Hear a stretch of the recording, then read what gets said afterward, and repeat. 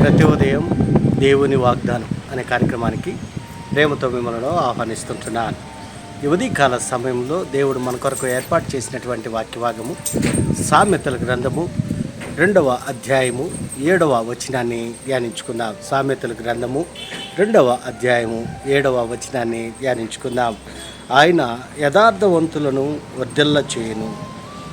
క్రీస్తునందు ప్రియమైన దేవుని బిడ్డలారా, ఈ ఉదయకాల సమయంలో పరిశుద్ధాత్మ దేవుడు మనకిస్తున్నటువంటి వాగ్దానము ఆయన యథార్థవంతులను వర్ధిల్ల చేయును. ఈ యొక్క వాగ్దానాన్ని దేవుడు మనకును మన కుటుంబాలకును ఆశీర్వాదకరంగాను దీవెనకరంగాను మార్చినగాక. ఈ యొక్క మాటలోని ఆత్మీయ సత్యాలను ఆత్మీయ అర్థాలను మనం గ్రహించినట్లయితే పరమ జ్ఞానైనటువంటి సొలొమోను ఈ యొక్క గ్రంథాన్ని రచిస్తూ ఈ యొక్క మాటలను మాట్లాడుతూ ఉంటున్నాడు. మరి ఈ యొక్క మాటలు మనం ఆత్మీయంగా అర్థం చేసుకున్నట్లయితే ఎవరైతే ఆయన యందు యథార్థత కలిగి జీవిస్తారో అటువంటి వారి పట్ల దేవుడు మరి ఆశీర్వదించేటువంటి దేవుడుగా ఉంటున్నాడు. యథార్థంగా ఉండాలి, నిష్కపటంగా ఉండాలి, కపటము లేకుండా యథార్థ మాటలోనూ మరి చేష్టలోనూ ప్రవర్తనలోనూ యథార్థత చాలా ప్రాముఖ్యమైనటువంటి అంశంగా ఉంటున్నది. దేవుని నమ్మినటువంటి బిడ్డలుగా ఈ లోకంలో జీవిస్తున్నప్పుడు యథార్థంగా దేవుని పట్ల యథార్థత పూర్ణ హృదయముతోనూ పూర్ణ ఆత్మతోనూ పూర్ణ బలముతోనూ ఆయన్ను ఆరాధించేటువంటి బిడ్డలుగా మనం ఉండాలి. నమ్మకమైనటువంటి వానికి దీవెనలు మెండుగా వచ్చును అని దేవుని యొక్క వాక్యంలో మనం చూస్తుంటున్నాము.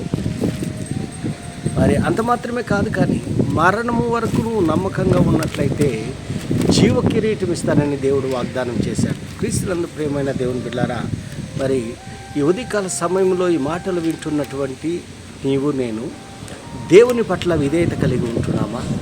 దేవుని పట్ల యథార్థత కలిగి మనం జీవిస్తూ ఉంటున్నామా? ఎలాంటి వారిగా మనం ఉంటున్నాం? అందుకే ఇక్కడ పైభాగంలో మనం గమనించినట్లయితే అనేక అంశాలను మరి సొలొమోను ప్రస్తావిస్తూ ఉంటున్నాడు.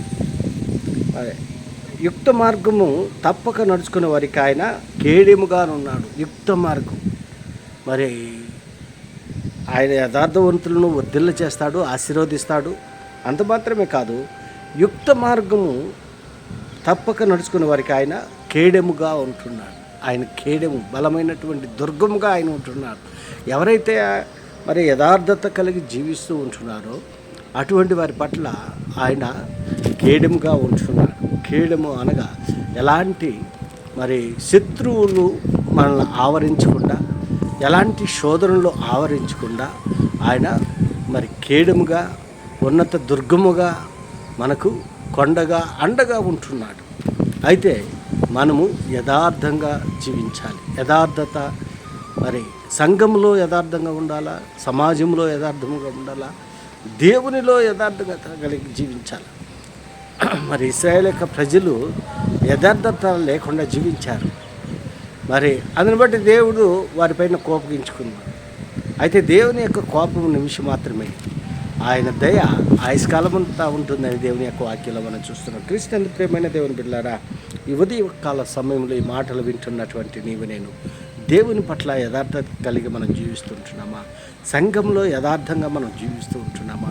మన మాటలోనూ మన నడవడికలోనూ మన చూపుల్లోనూ యథార్థత మరి కలిగి ఉంటున్నామా?